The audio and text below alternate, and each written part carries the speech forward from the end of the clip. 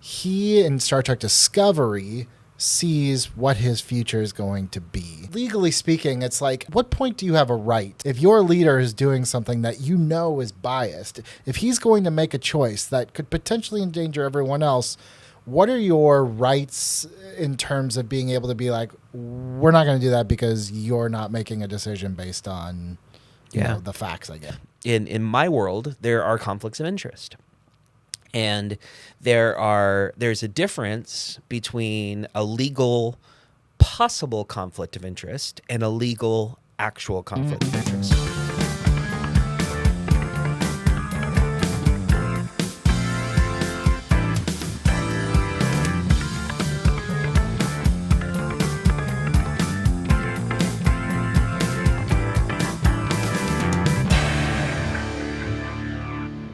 Hey everybody, welcome to another edition of Doug Defends, where a real lawyer talks about fake, made-up stuff. But it's all relevant. It's all good stuff. I'm Billy Business, and speaking of good stuff, look what this good stuff. Look what the cat dragged in over here, Mr. Doug. That is an awesome shirt. It is a complicated shirt. I was going to go for something just straight up Starfleet and didn't work out. As it turns out, Captain Yellow is not my color. Oh, maybe you're more of a red shirt guy. Oh, shit. Maybe. So we're talking Star Trek, but specifically we're talking Star Trek Strange New Worlds, one of the newer series on Paramount Plus. This debuted, funnily enough, May 5th, 2022. So you got your May the 4th. The May the 5th, let's shift gears. They at least had the decency of waiting a day. Right.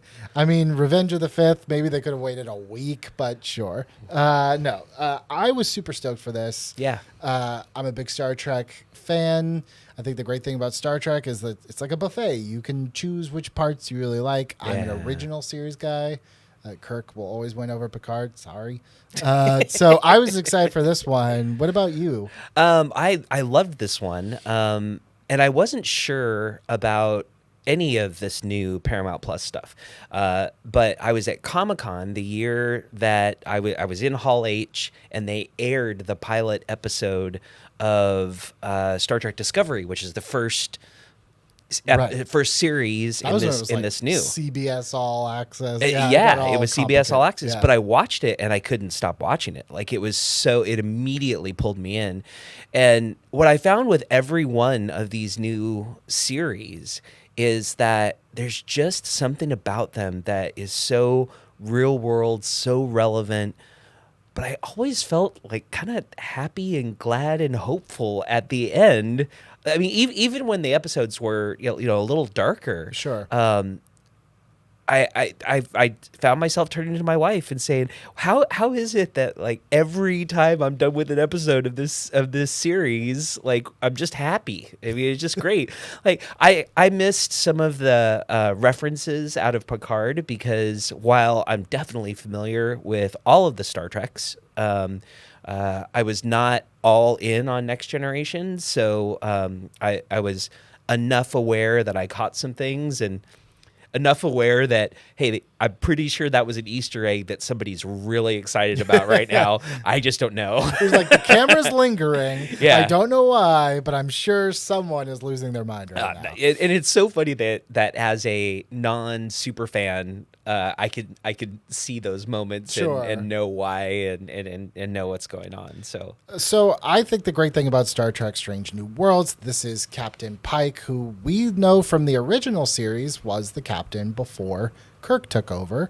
He still had Spock, but we got a lot of new characters. We got Una, his number one, Dr. M'Benga, and then some ones that we already know. Like I said, Spock, Uhura, Dr. Chapel is there. So it's kind of a nice mix of everything. And what I love about this show is that for a lot of it, there are longer story arcs, but for a lot of it, you can kind of jump into an episode, get the gist of it, and get out. You don't need to do a ton of homework to get in or to get out of it. So if you're on the bubble, Star Trek Strange New Worlds, of all the Star Trek stuff, I think is the easiest and most accessible. Well, and I mean, we'd be remiss if we didn't talk about Pike's amazing hair. Oh, now we talk about hair a lot on this episode because I don't have any, and I mean, poor Jake and his greasy hair, but Pike has just, I mean, they even make a joke in one of the newer episodes about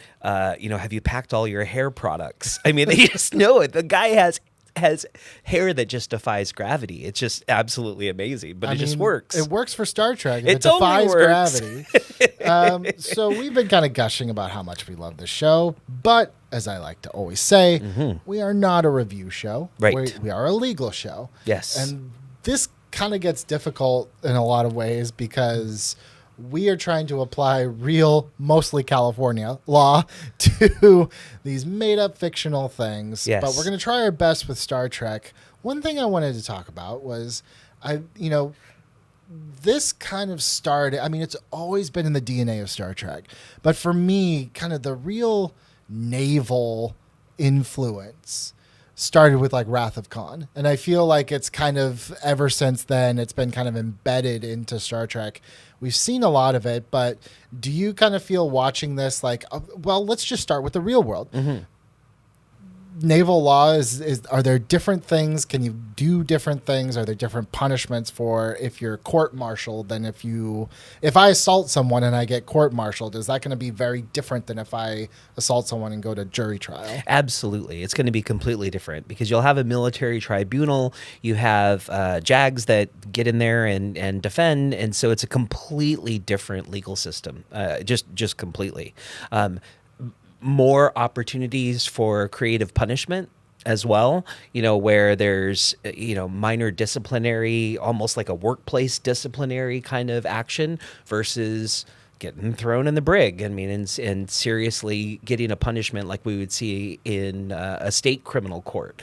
So very, very, very different. And I think for today, I know that hashtag user 2064 is probably going to say. By the way, these numbers keep getting longer every episode. I know. Well, and it's because I'm interacting with the ones at least on the social and some of the YouTube ones as well. So I'm for our friend out there who says, yes, but the Klingon code section 82, I don't know what that is. I just don't. I am a Star Wars fan first and foremost.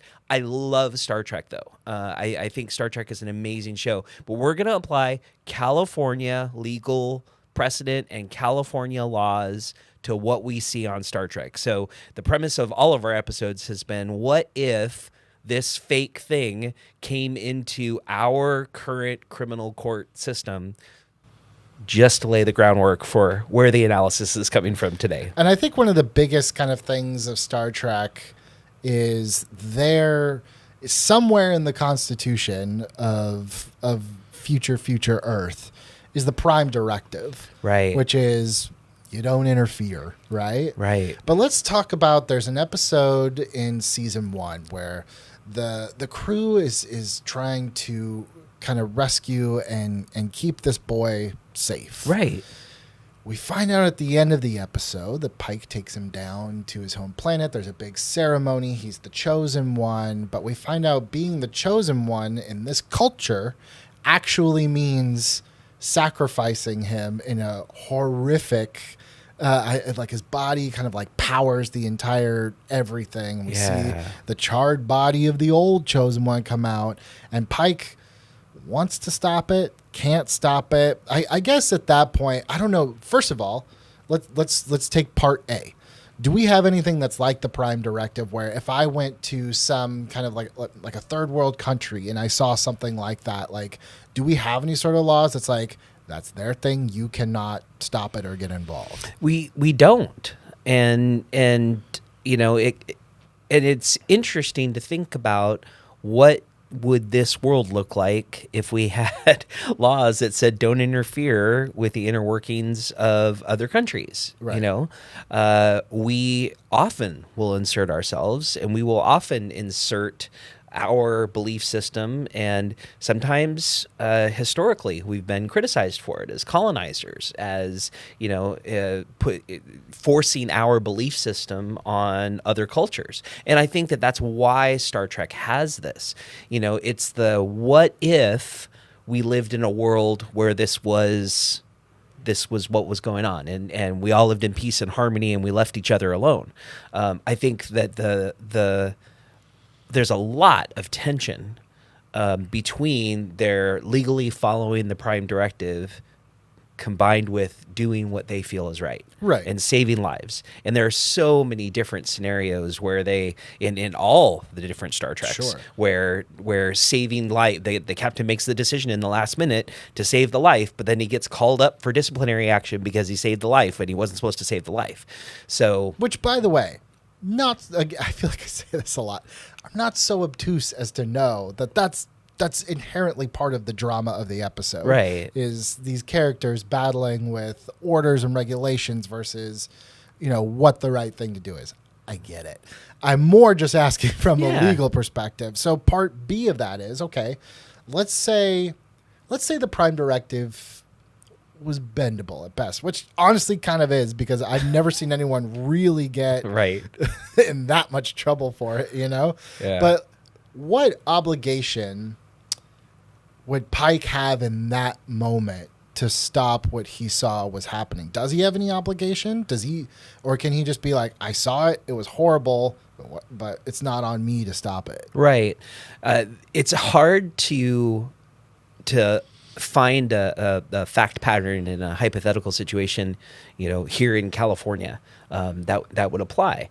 I mean, if we walked into a bar and saw that someone was getting beat up, you know, like just ridiculously beat up, right? We don't have legal obligations to jump into that fight and save that person's life.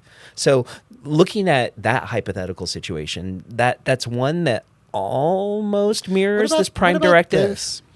What if they're we're really getting the hypothetical, but maybe a closer approximation is there is someone who is sick and dying, maybe a 50-year-old man, sick and dying.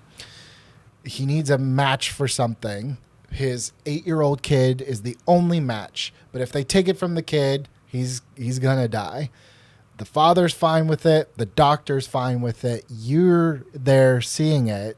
Do you have an obligation to be like, you cannot do that, even if everyone signs off? Is there a law that's like, is there any sort of protection around that or no? Because I'm sure there could be a family member that sues that doctor. That's like, how dare you do that? You know? Right.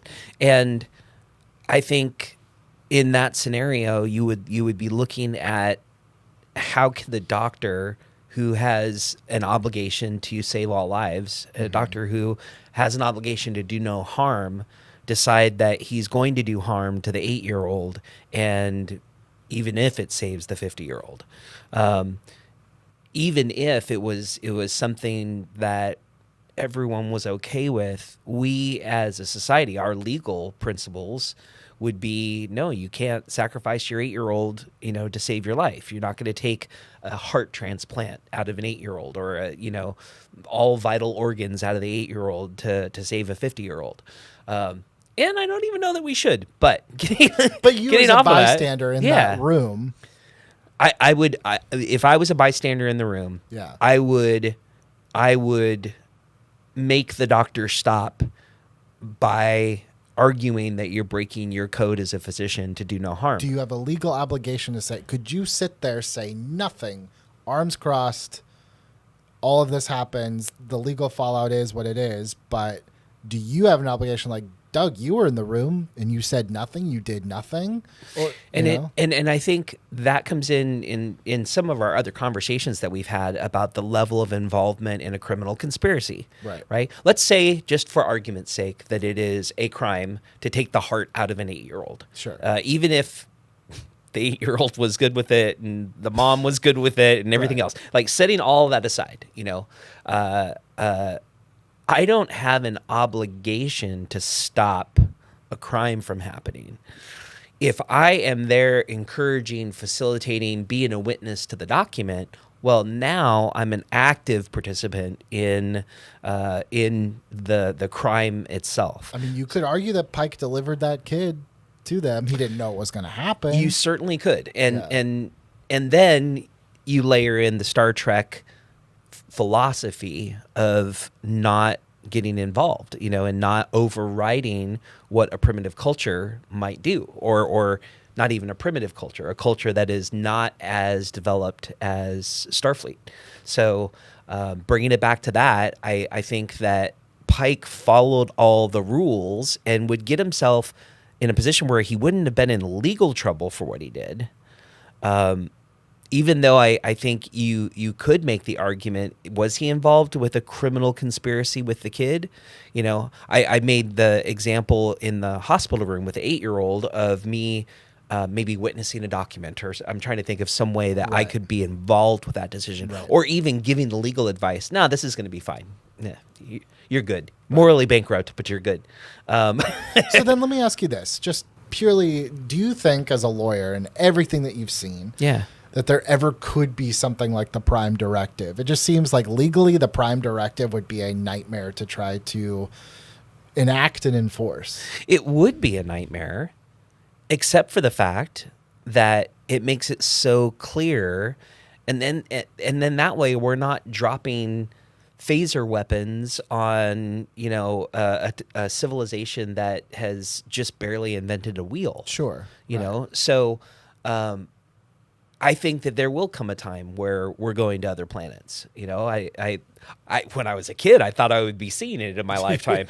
Looks like we're a little slow on that, but damn you, Back to the Future Part 2. But I either because I've watched so much Star Trek that I believe in the Prime Directive, or just philosophically, it just feels like the right thing. But so much of Star Trek also is about doing good. Yeah. And that's the inherent tension. So, I do think that it can be a legal directive. I could see there being a legal directive about that.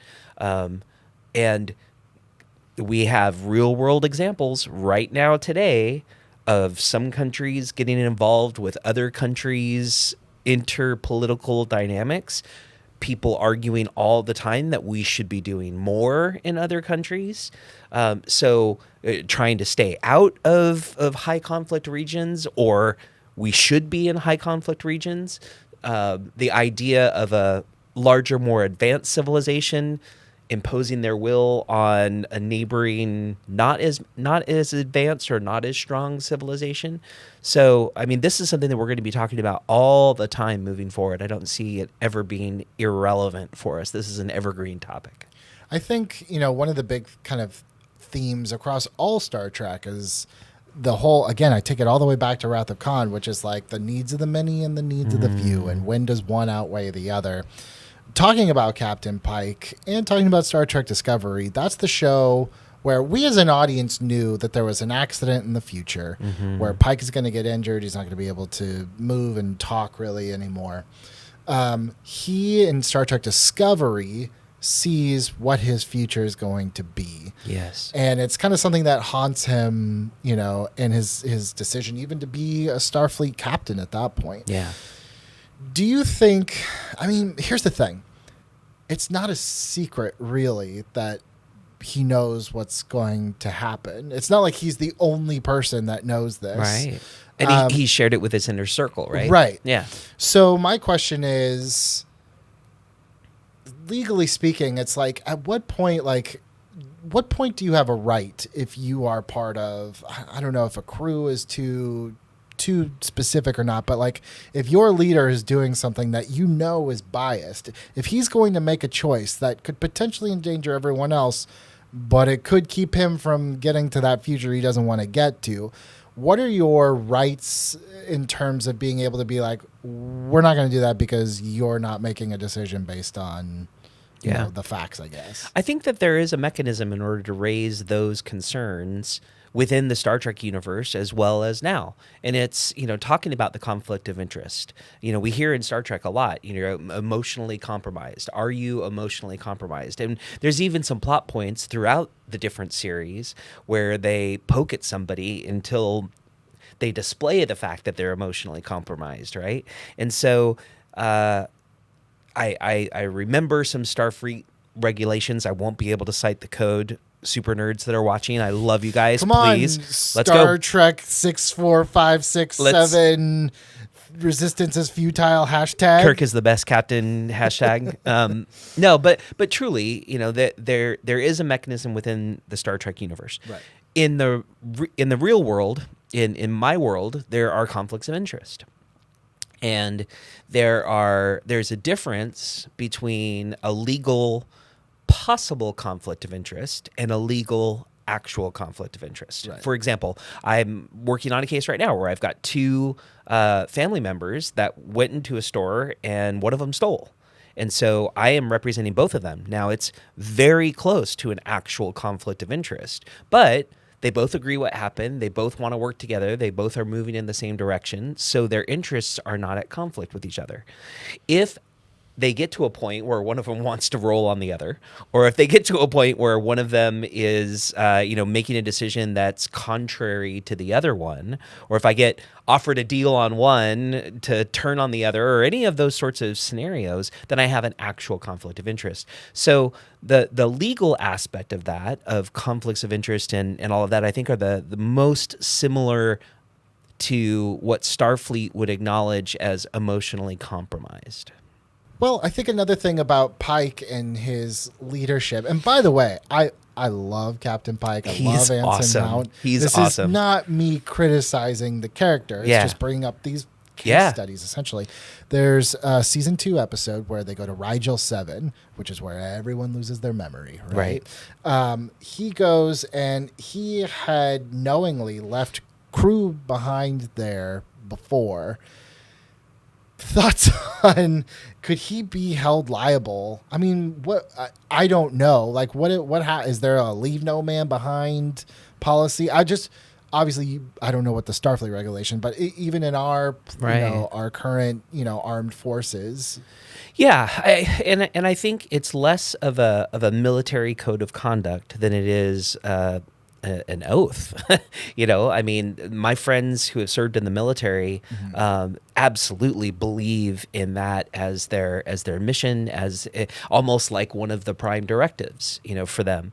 So in his defense, the planet is known, well, maybe not known, but the planet does erase all of your memory. Right. I mean, was that a defense that you would ever try to? Well, it raises an interesting question. I mean, if we were to take the Rigel 7 effect and put it in California somehow and just wipe people's memory, and there was like a dead zone where it just wiped people's memories, it would be Coachella. Maybe, but. That was great. But no, I mean, the idea that no one has a memory about what happens is fascinating from a legal perspective, because anybody that was there, even if they say they remember something, you can question that. We always use as a tool in a jury trial. We're evaluating the witness's ability to remember things. Have you ever seen a case where both the defendant and the plaintiff cannot remember what happened? No. Like, clearly something has happened? No. Like an assault? I have a lot of clients who were blackout drunk and don't remember what happened during a crime. Right. But I've never had a case where both my client and the cop was blackout drunk, at least to my knowledge. Well, let's say like two people are on the road, both beat up, bloody. Obviously something happened, but one was blackout drunk, the other was the victim of the assault. Neither of them remember exactly what happened. How do you even move forward with something like that? We actually, strangely enough, I have a case. Okay. And maybe that's one of our T-shirts too. Yeah. I have a case. Dot dot I have a dot. case right now. But I do have a case right now where husband and wife go wine tasting, and they get drunk enough that they both black out. And husband wakes up in jail, wife wakes up in the hospital, and they both swear to me that they have no memory of what happened. Okay. They swear that So what no happens? memory. Well, as it turns out, these days we have surveillance video almost everywhere. And so sadly, in that case, the whole conduct is going to be based upon what we can actually see in video. So we have a recording of, sadly, what happened. They got into a big fight in the hallway. Got it. So the Rigel 7 effect really could never, like the I'm sorry, I just don't remember, does not really hold up. Then. Well, not anymore. As a prosecutor, I used to say to the juries, yeah, I know the defense would really like us to have a video of every single aspect of this. But guess what, folks? Video is fairly new. We solved crimes back in the olden times before they had recording devices, just based on the testimony of other people. So, but these days, we've gone almost so far in the other direction that it's almost unheard of for there not to be some sort of video surveillance somewhere. Right. So, in fact, like whenever I watch like Unsolved Mysteries or Dateline or something, and they're like, and there was no video, I'm like, oh, because then that means someone took it and it's conspiracy, right. You know? But, I went to a conference last week where they were telling me about some new device that would translate conversations in AI and give you suggestions on how to make the arguments better or how to form it better, and also give you notes of the conversation. And my spider sense just went off. I mean, because that's an illegal recording device. You're not allowed to record somebody without their permission in a private area. If you and I were just having this conversation privately and I recorded the whole thing, I'd be in tons of trouble for that. But we do live in a world now where recordings are almost universal. And because of that, the lack of memory of someone like on Rigel 7 is not the most important factor anymore. So let's move on to Una, his number one. So there was a law, again, back to Wrath of Khan, back to Khan. You can't genetically modify, all because of that damn Khan, right? And those eugenics I'm not going to do it in the wars. mic because I, have a tendency to blow out the mics when I get excited. So, So she's part of a race that does genetic modifying, which is outlawed by Starfleet. She still went ahead, kind of hid that secret, got into Starfleet, but then it's found out, and there is a trial. So I just want to ask you, kind of like, did you, when watching this trial, like, well, first of all, where did you land on the whole thing? Because Pike knew, and he kind of just was like, well, everything great you've done, I think it's fine. You're fine. So Pike is kind of on the hook too, but do you think that the outlawing of essentially her whole race, because her whole race was a race of people that had this, is that discrimination? Did she have him by the balls just on that? well, I think so. I think she would today. Right. The tension between we don't want to genetically modify people because we disagree with that as a concept versus the Prime Directive that says let people do what they want to do. Right. And when it's an entire civilization that agrees on that, there's no question that you're discriminating against a race of people.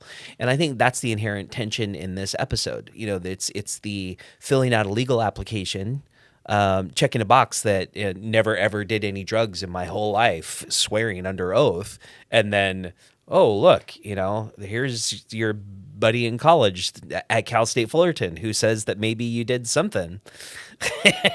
but I think I loved that, and I loved the trial being about those issues of self-determination, racial discrimination, and then this very small technicality, but something that is so important, and us as the audience knowing what happens when you allow genetic modifications to go, because then you get, Ricardo Montalban, destroying the universe. And that crazy chest. Ugh.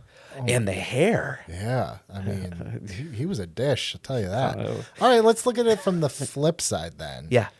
She did conceal a huge, huge thing, lied to everybody, climbed the ranks. I mean, is that fraud? Is that technically fraud? Or I don't know that it would be fraud, because she's not, she's not necessarily trying to steal something from someone. But if I was passed up for a promotion and I was going to be the number one, and Una ended up, getting there, having lied about her genetic modifications, I'd be pissed. Yeah. I'd be rightfully mad. And I think that at least gives the opposite side of that coin, for the fact that Una can't justify all of her actions. She just can't.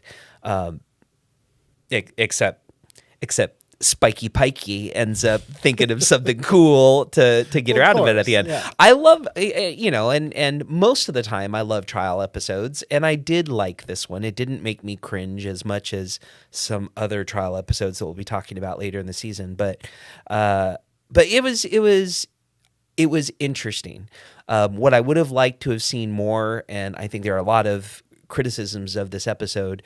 It would have been great if Una was the one who saved the day in that episode and came up with the really creative thing, rather than Pike saving her ass. Because I think that would have punctuated the point even more, that, look, these people are great, and this is the background, or maybe this is why they do this, and really kind of delving more into that.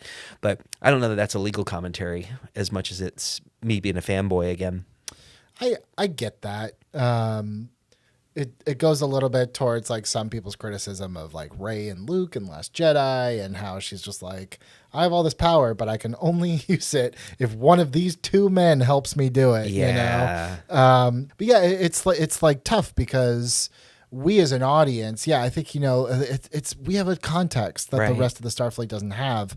Here's another one where I feel like we as an audience get maybe more context than what this would look like on paper. Yeah. Let's talk about Dr. Mbenga. This was kind of one of the first things that we saw in season 1. I can't remember if it was season 1 or 2 where it kind of got resolved, but there's something wrong with his daughter. She's terminally ill. So he keeps her, I don't know the physics of it, but trapped basically in a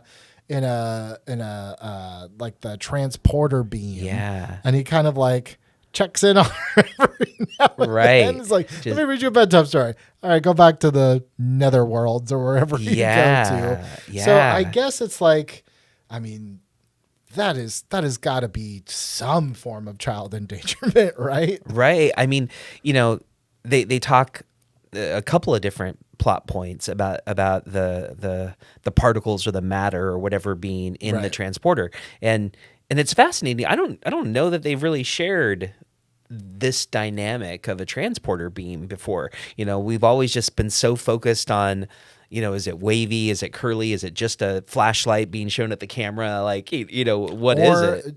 Not to get too deep into this, but the most horrifying thing, like the reason why I cannot watch that movie motion picture, where where it malfunctions and there's like the screaming of it's so bad. I like can't watch that movie because of that part. Oh yeah, I mean, kudos to them for whenever it was that they released it, 78, 9 or something like that, to have that level of graphics and that level of sound design, because it is haunting.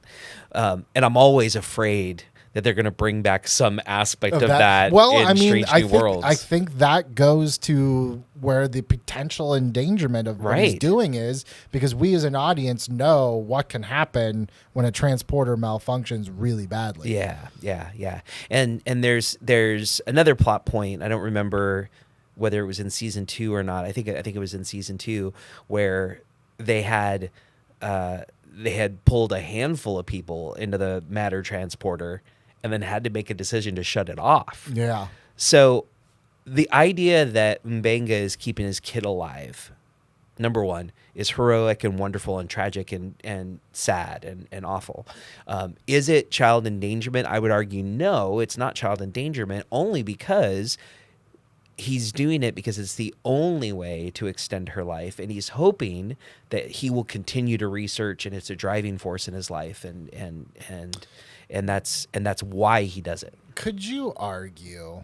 I mean, this is always. Yes, the answer is yes. I argue dinos have rights in our Jurassic Park episodes. So I mean, technically, it's kind of kidnapping because he's keeping her in a place, and she's not really old enough to give consent, right? Right. And she's there kind of indefinitely until at that point, until he would kind of pull her out to read her at bedtime. Right. So Well, but the consent aspect comes from the parental unit who has control. So as we've shared in so many comments, did not know that the mayhem comment about in Freaky Friday was gonna elicit the amount of conversations. But parental consent wins the day. So does it though? I think it would. If I was a kid, yeah, and I was like, I really love to play with knives and fire, and my parents are like, there's a bunch of knives and fire. I'm like, I consent to all of this. Social services wouldn't come and be like, well, the parents said they could. No, they would take you away. You are absolutely right. And why do I believe that there was a lot of knives and fire in real Billy's childhood? But I think so. Often what we like to do on this show is just rotate it slightly because it allows a slightly different lens for looking at it. Let's say that Mbega's wife, they are not together. Let's say that the girl's mom is not together. Let's twist it just slightly enough to say they're not together and she doesn't know that he's got her stored in the TV. Right? And so right? We're going deep cuts here.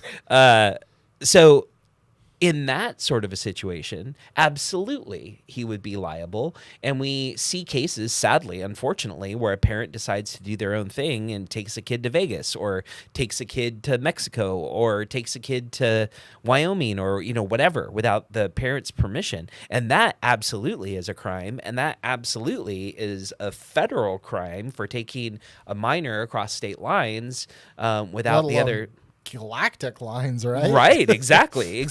So, I mean, if you rotate it that much, right, and assume that aspect of it, then yeah, for sure, it's kidnapping. I don't remember the status of the girl's mom. I don't remember either. I do remember eventually he lets her go with that other race of aliens that are able to kind of like save her essence and let her fly through the cosmos. So yeah. It's a great story. It's a great story, but now I'm sad. Yeah. But as we know, part of being parents is letting go, right? No, it's not. I'm not okay with that. Okay, well, I think you had a child just move away, so you might have to get better at that. I miss you, kiddos. All right, let's talk about the other doctor, which is Dr. Chapel. We can talk all day about Nurse Chapel. Yeah. As far as I'm concerned. So, kind of there's a season 2 subplot with her and Spock. She kind of does some genetic experimentation, which is against. Let's just talk about like the real world implications of a doctor doing something that's maybe banned by the FDA, even though it's very helpful. Like I know that a lot of people go to like either like Mexico or somewhere to get some sort of treatment that's banned here. But what is a doctor looking at for doing something to help a patient, but it is considered illegal? There's 2 layers. The first is that there are laws that prevent people from doing things like that. So if a doctor is practicing medicine outside their specialty area without a license, that's a crime. Mm-hmm. If a doctor is doing something that's not medically approved, that's a crime. If a doctor does any of those sorts of things. So if this is something that legally we've decided is outside the scope of what a doctor can do, it's a state crime. It could be a federal crime, depending on details. I have seen cases with doctors who are tried and charged with crimes in our courts, and it doesn't really matter how much they wanted to help people. If they weren't licensed to do it, it's a crime. The other bigger implication for most doctors would be less about the criminal courts and more about their license to practice. Because as soon as they have a bad mark on their license like that, they're not going to get approved to be a full-blown a licensed doctor, or potentially be suspended for a while because they broke the rules. So there's two layers that we see these handled in. One would be in the courts, and one would be with the California licensing system. So, we talked about Mbenga, we talked about Chapel, but there's kind of an incident where they're both involved. This is season 2. Yes. Where Mbenga, he stabs that former, he's like a warlord, but now he's a diplomat. Right. And Chapel kind of helps him cover it up. Yeah. So just from your point of view, I mean, are we talking about like two people that conspired to cover up war crimes, or are we talking about like this guy had PTSD? This is kind of a I would defend. Well, I'm jumping to the end, but I have lots to say about Mbenga. Let's talk about it, because I was thinking about this earlier. Usually we end this show with like, would you defend this person, this person? It's the crew of the Enterprise. I'm going to guess the answer is yes. For everybody. Across the board, I love yes. every person on the crew of the Enterprise, period. I don't think we every need single to do person. that. Every single person. Tell me, in this particular instance with Mbenga, what you would do. Yeah. Well, there's so... I actually rewatched this episode not that long ago, getting ready for the show. And this episode is brilliant in the way that they lay out all of the provocation that Mbenga has, because we love Mbenga. We know that he's some scary spec ops, like the most deadliest hand-to-hand soldier or whatever, but there's so much about Mbenga being a healer, and he's past that now, and we're so vested in that. I love the idea of being able to explain Mbenga's path, because so much of what I do as a criminal defense attorney is explaining why someone may have made a mistake or may have made a judgment call at the very end, and really being an apologist for them about that. Here, we know, but rewatching the episode, it's behind frosted glass. Yeah. And we have an audio track and we have movement behind frosted glass. And it could have been that he came at him and that there was a true self-defense. It could be that strangely the ship's sensors failed to register this one area in the entire ship, and all we had was the frosted glass reflection. But we see Mbenga engaging in play fighting with him. We see Mbenga almost losing his cool with him so many different times leading up to it, and we see what this guy did and how bad this guy is. Now, from a legal perspective, he's been cleared. Right. From a legal perspective, he's now risen to the level of ambassador. He is at least putting forward that my crimes are in my past, and now I'm trying to make the universe a better place, and this is where I'm moving forward. This is my purpose. But he just keeps poking. There's provocation the whole way through. And I would develop that, and I would bring up every single one of those. If I was doing the trial of Mbenga, I would take every single frame of all of that little provocation, every single one of those, because then when he does, I believe, pick up the knife and just go to stab Mbenga right through a face, and so it's all clearly just self-defense at that point, I think a prosecutor would have a hard time proving that it wasn't self-defense. Yeah. And that even if Mbenga objectively stabbed him when he didn't really need to, we look at the person's state of mind when we're examining self-defense. We look at it. How reasonable was it for them to believe that this person could have harmed me? You know, if it's you sitting there, I you know, you could harm me, but I don't have a reasonable belief that you're about to knife me in the face. You know, but you know, if you've been picking at me for a week, you know, and then come at me, I have a whole lot more of a reason to believe that I'm in danger than you, my friend, who's sitting next to me, you know, chatting Star Trek. So all of those... the nerdiest fight ever. Right? I'm going to use my phasers on you. Oh, my gosh. I love that. But I think all of that leads up to it becomes really legally relevant, and it becomes legally relevant for Mega's state of mind.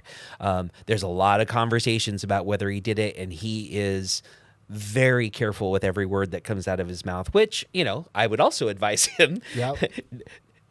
Never admit that shit, ever. Like, don't ever say that you did it, like, ever. Have a guy with you. Yeah. No put question. Put it in a transporter beam, right? Where your daughter used to live. Right. Just put it in there and let it float in the ether with your kid. So let's move on to my favorite character of the show. I think she is the most interesting character on the show. That is La'an Noonien Singh, a descendant of said Khan Noonien Singh. Which is so interesting because it's a descendant, but we haven't seen Khan in the Wrath of Khan yet. Right. So it's we know that she's dangerous, and but she has this inherent like kind of darkness inside of her, this push-pull she's constantly dealing with. But I think the other thing that makes her really interesting, and somehow they've made this interesting, I don't know how, but it's her traumatic past with the Gorn. Yes. And if you're not familiar with the Gorn, I'm sure, even if you've never watched Star Trek, you have seen pictures of William Shatner fighting that big dinosaur lizard looking. They had like hands like this, and with they're a zipper in the back. Yeah. So there's another show called Land of the Lost that you kids don't know, but you know, the Gorn was basically just a slow moving slee stack. I mean, that's what it was. Slee stack. I would love for us to look at slee stack and Gorn side by side, like old school Gorn, but man, they've made them scary. In this world of Casino Royale / Batman Begins, where we've taken a realistic approach to these things that maybe used to be campy. Oh boy, the Gorn are, I would say, up there with the Borg in terms of like scariest Star Trek. Oh villains. No, I would actually elevate them above the Borg just as far as scary. To me, they've risen to the level of like the Xenomorphs and Alien. Yeah, definitely. Like it's that level of scary and fast moving and dark and all of those things. But supposedly they have intelligence and they have a military command and they have sentience, which makes things a lot more complicated. Well, let's talk about how it's complicated because, you know, especially in Strange New Worlds, we're seeing a lot of friction between them and the Gorn, something that didn't happen a lot in the original series. She is advocating, La'an is advocating for just the complete extermination of the Gorn. Right. They are a problem. We need to get rid of them. I guess your thoughts on this specifically, like in terms of like, at what point is this beyond self-defense? And does this become, I don't know if hate crime is the right word, genocide? But almost genocide. Genocide? Yeah. No, it does. And I'm going to take it back to the xenomorph example, right? I mean, nobody's ever questioned the xenomorph's right to live. You know, they're launching off and nuking them from orbit, you know? Right. So it's so clear that they are the monster, you know?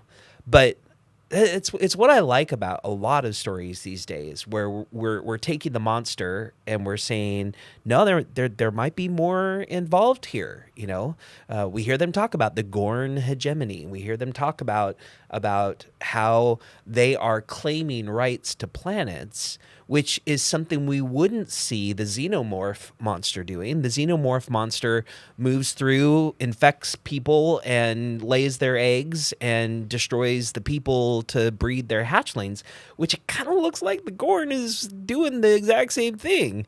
So La'an's position on it, and by the way, just actually, Billy, it is La'an.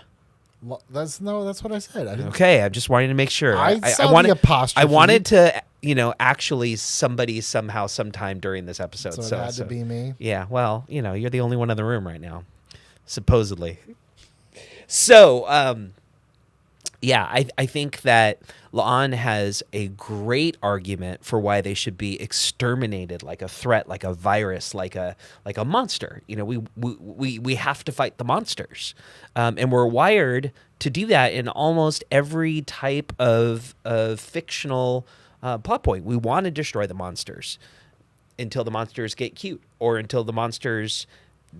I hope these never get cute until the monsters actually end up, in a position. I want to buy you a little Funko Popcorn. Just Funko Popcorn. Look how cute he is. Yeah, it scares you the hell want out to of wipe me. this out? Dude, yes. Yes, squish, squish. But it does raise that question of the laws, and the cliffhanger in season 2 is the point where we see that come to its absolute head, where Pike has to make that choice between does he save the lives of everybody who is on the planet who were kidnapped, except all they were transported, and then there's all this political asylum question and everything else. It's legally fascinating that we're talking about the rights of alien xenomorphs in Star Trek. I mean, it's the fact that they have developed that story to such a level, and we see the haunting, nightmarish trauma that these officers have gone through, which is something else that we don't always see in shows. Certainly not to this extent in Star Trek so far, where we've seen this major PTSD going on with the crew and M'Benga and Chapel from their fights in the war, to La'an, to Erica. I mean, we see a lot of even Uhura. There's that episode where she gets those hallucinations and almost compromises the entire ship. Like that. Maybe this is actually an interesting tangent question. Legally, who's responsible for declaring almost all these people unfit, mentally unfit for duty at that point? Is it Chapel? I think it's M'Benga and Pike, and at the end of the day, they get to decide whether their officers are fit or not. So if let's say Uhura, in that one episode, let's say she did take down the Enterprise and there was some sort of casualties, right? Who is it? Pike is legally on the line for not declaring her unfit? Well, I think it would be a combination of Pike and M'Benga at that point, because M'Benga cleared her for duty from a medical position. Right. Pike isn't expected to know medical, psychological, psychiatric, issues. He's not expected to know that as a captain. Right. Pike, absolutely, we know who he is, and we know how he takes responsibility for everything on his crew like a good captain should, and he would absolutely take all the responsibility for that himself. But if we just did an episode on how many different officers were unfit for duty over the course, I mean, it's every single one of them. I mean, right. We haven't even talked about the musical episode yet. I mean, if we for there's some waves or something that caused them all to sing, the songs were awesome, but yeah. Anyway. I have a personal thing against the random musical episode in a show. That's just a Billy thing. I get it. That actually got me off the Grey's Anatomy train back in the day. Wow, I'm sorry to hear that. I just love that we keep coming up with new reasons to make people sing in shows, because that like the cast is just sitting there behind the scenes going, it would be awesome. We all can sing. But like every show, the other one that I was just like, really, guys, was House. Do you remember House did one? No. It wasn't a full episode, but they did a huge musical number when Cuddy goes. It's terrible. Anyways, look, as we're starting to kind of round this out here, I do think that there are some characters like Uhura, like Spock, where there's not a whole lot there. Spock does kind of like disobey orders, and I can't remember what episode it is now. I'm blanking. He does from time to time. Yeah. But It might have been the Rigel 7 one about not going back or not getting too close. Right. I don't remember. But it seems like, as we said, with violating the Prime Directive, if you're cool, right, you might just get away with a lot of shit. And from the end of a lot of our previous episodes that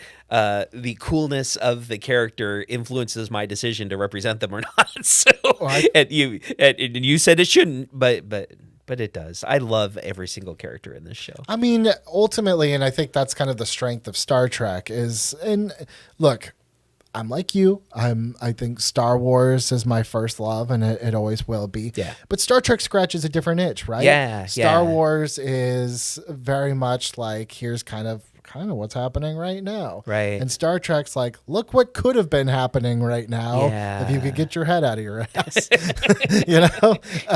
So all of these characters are rooted in a sense of discovery and working together and trying to build something collectively. Yeah. So I feel like that ultimately, I don't know, if I was a lawyer, which I could be, I would take any of them, because I feel like a jury would probably love these people. Yeah. Yeah. Well, there's an episode near the end of season 3 where a documentary crew comes in and does a documentary on the Enterprise.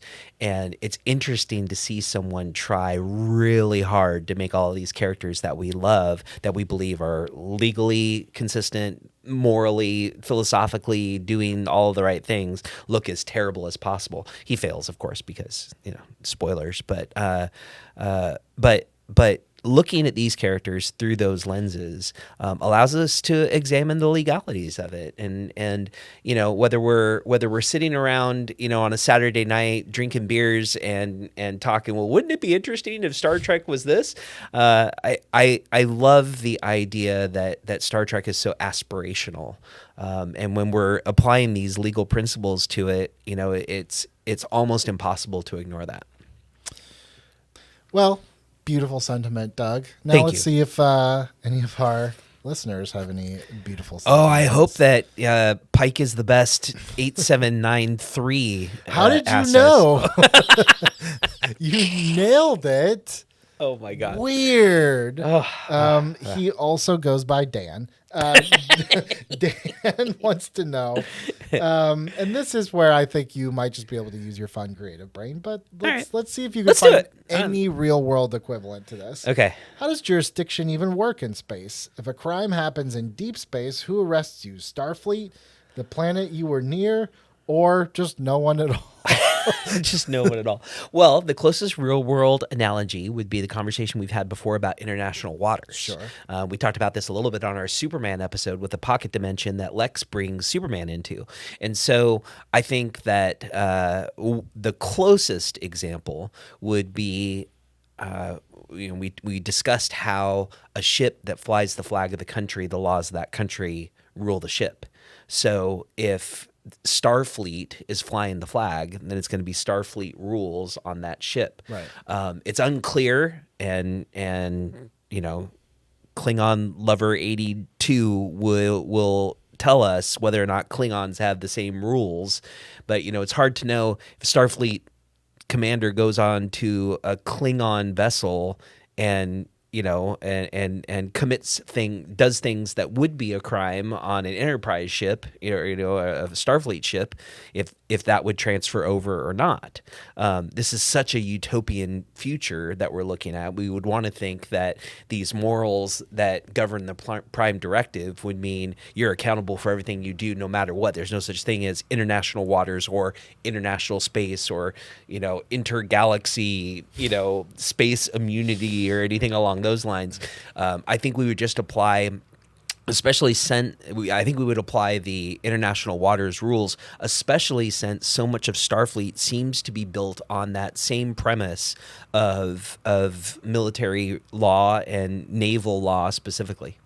So this question is actually very similar to what you just said. This might just be an addendum. This one comes from Tom D. When aliens board the Enterprise, do they have legal rights under Federation law, or can the crew just shoot them? Wow.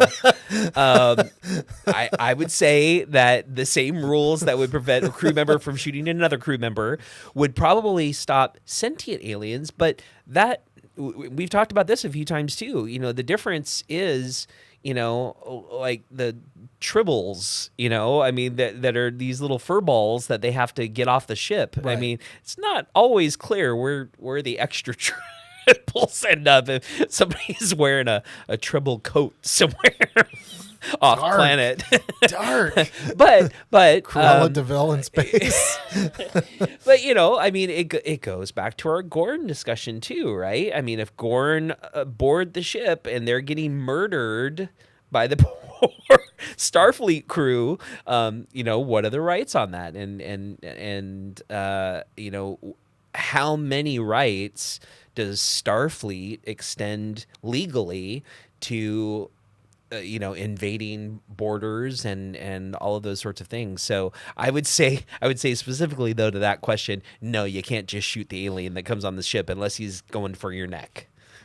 All right, this last one comes from Wade, and this is something that we've actually been called out on one of our episodes for the Terminator episode.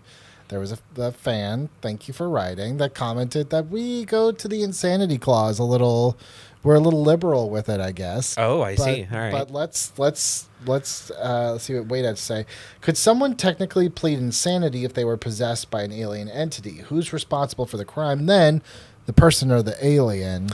Yeah, and I think we go back to sentience. I think we go back to whoever is steering the ship is the person that's responsible, because it's so taken as a thing that happens in space.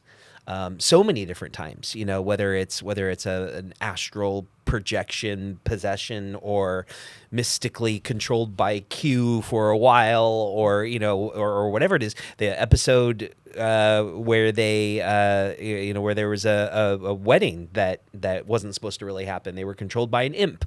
So, you know, if they were controlled by other people, then I think we make the controller legally responsible for that. Well, there you have it. By the way, the insanity plea defense, it's not like Doug came up with it. Like, right. You know, and, you know, we only talk about it so much because it works all the time in my life and in my practice. Real life lawyer. But yeah. Well, if you would like Doug to be snarky to you on camera, go ahead and follow us on all the socials at Doug Defends. Leave a comment on this video, really any one of our videos. We've got a lot of episodes. If you're a big sci-fi person, go back and watch the Star Wars episode, Revenge of the Sith. A lot of stuff coming up. Doug, it's time for us to boldly go home. I guess. Thank you guys so much for watching. We'll see you guys next week.